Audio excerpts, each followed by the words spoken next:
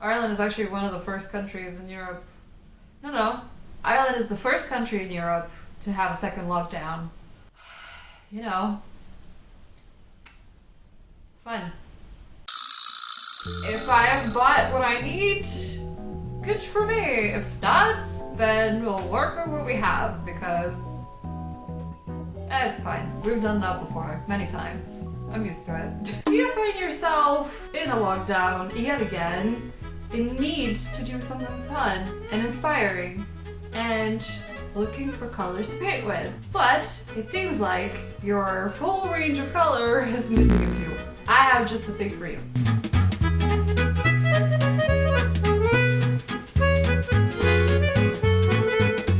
Hi guys! For this week, I have a special challenge for you.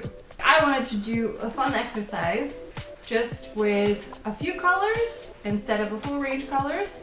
So we're going to use the so-called Zorn Palette. He was a Swedish classic artist who lived in mid-1800s to early 1900s. His name is Anders Zorn? Oh, I remembered it right.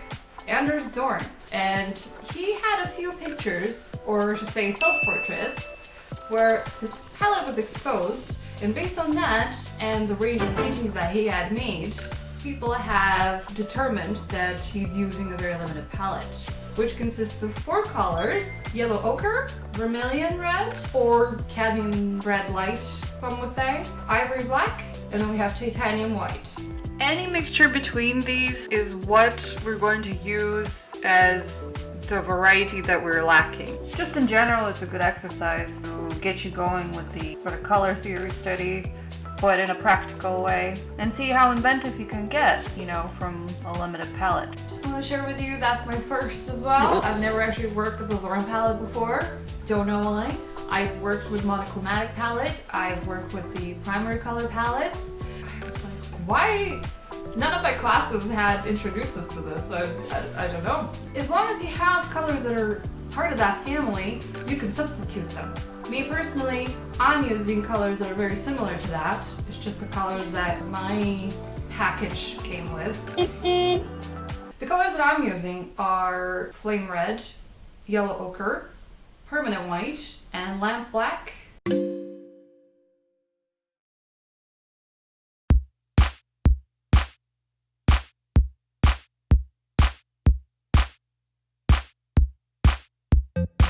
There is a big chance your paper will buckle when you start to paint with gouache. Don't worry about it because eventually it will even out as soon as it dries. So just be patient with it.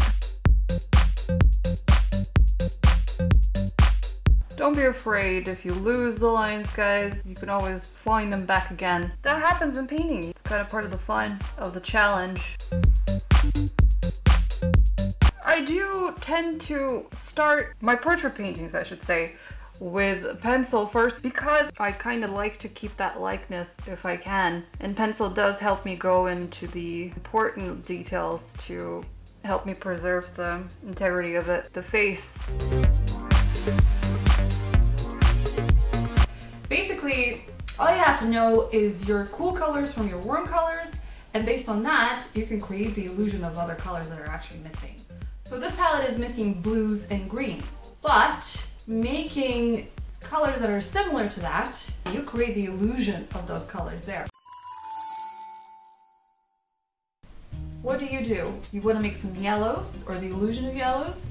Just add a little white to the ochre, and it creates a nice, lighter, brighter kind of ochre, yellow ochre. You want to make some oranges. You have your red, and you have your ochre. Mix the two of them together. It works perfectly. You want to do your browns, black and red, add a little white to it and make a gradation, and then you will have plenty to work with.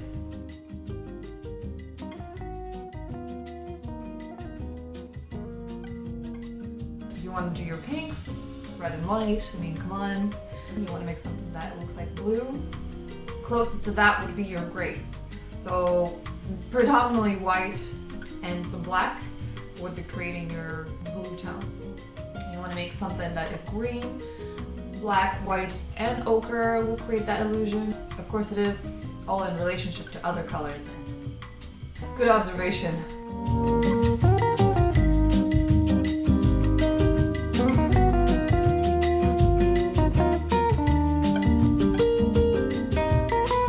It's just about the amount of color versus color. So you put a little more black into the mixture, then it becomes cooler. You know, you put a bit of more red, it becomes warmer.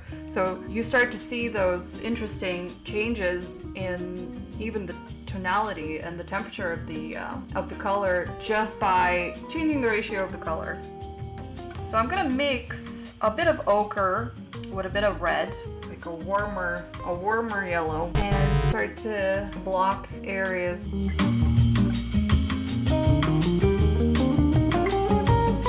What I like to do is give a little life to the face, and one way to do it is by introducing more red into the mixture when you're working on the nose and the ears. Just try not to go crazy with the red around the nose, especially in the ears, because it tends to go looking a little drunk.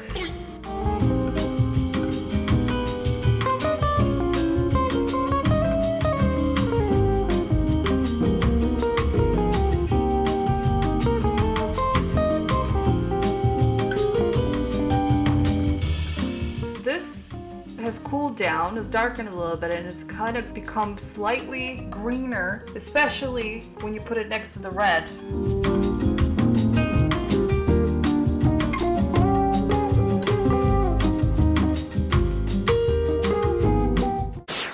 So this exercise you can do with any painting medium. Really, it's not necessary to go with gouache, something that I'm choosing to work with. Yeah, you can do that with oils, you can do that with acrylics, whatever your heart desires. So don't feel limited to just what I'm working with. When you start to put white into your tones, it cools them down. So as you can see, this is slightly cooler than the ochre itself.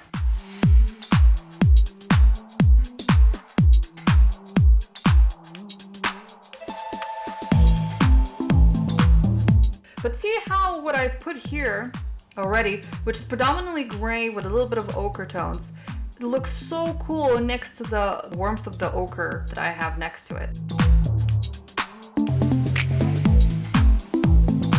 And if it is too green, the one way to sort of quiet that down is to add a little red into it.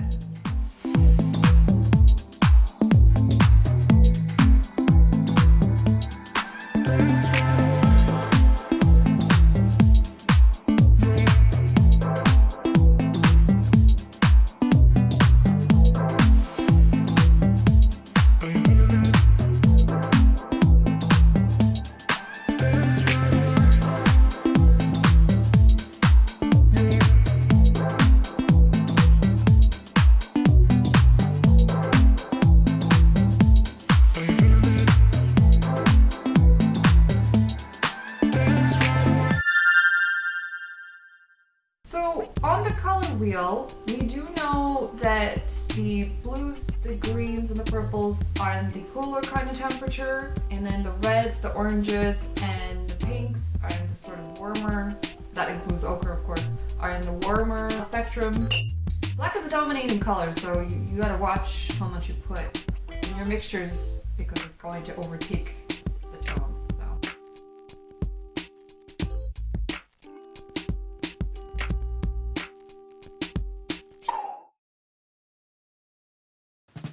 Do I want the background to be dark? See, this is where you can exercise some artistic license and should decide whether a darker background will work better for you, or perhaps a light background, or what? I'll have to think about that.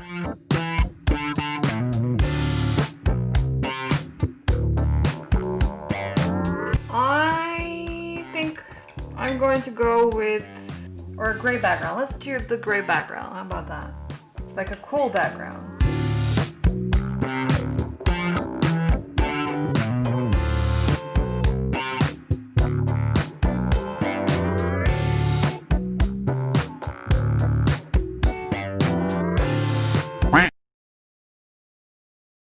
It's been challenging this time. Great. Well, that's a first. Okay, almost fell on the camera. So glad I didn't.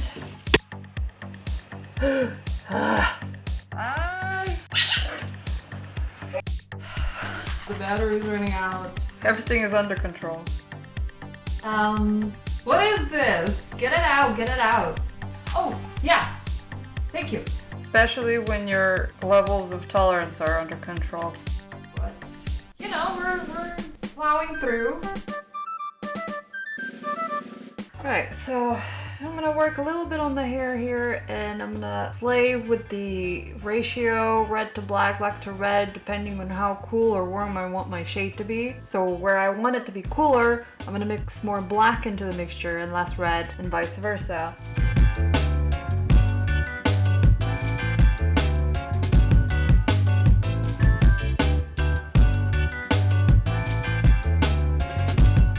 So this is where the black is dominating, where the most amount of shadow resides.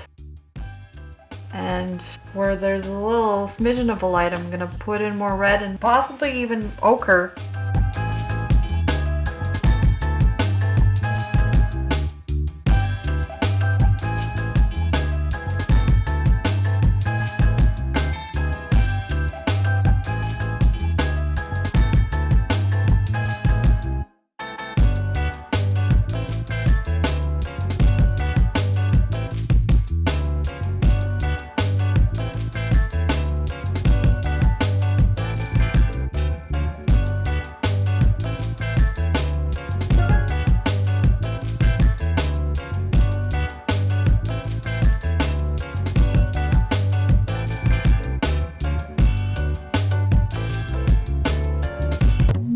Go and move on to the final phase of completion of my painting and put a few more pink tones across the skin because we don't want to make the guy look like he has jaundice. I mean, as far as I'm aware, they used to suffer from that condition back in the 1800s and 1900s, but we want to get rid of that now.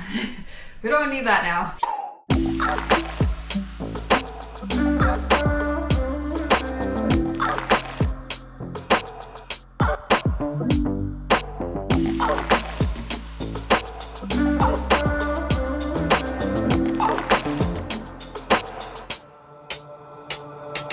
Walking on fire, trying not to burn my feet. I'm tired of fighting, saying things we don't mean. You know I don't like it when you're packing your bag and turning your back, calling me a liar, calling me a liar.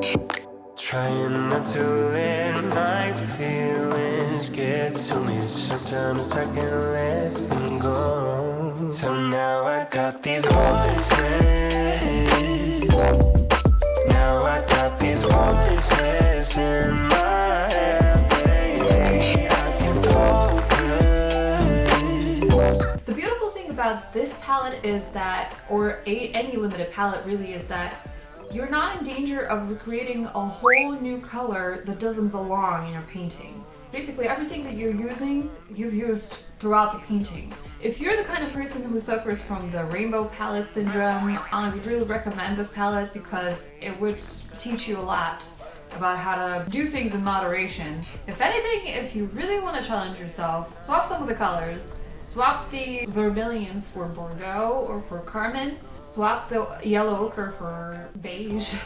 Just see what happens. You're allowed to reinvent the wheel.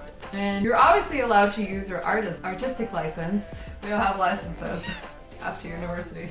Naturally. It's up to you and have fun with it. If it doesn't work for one thing, try something else. Try painting a still life. Try painting the thing that you love the most.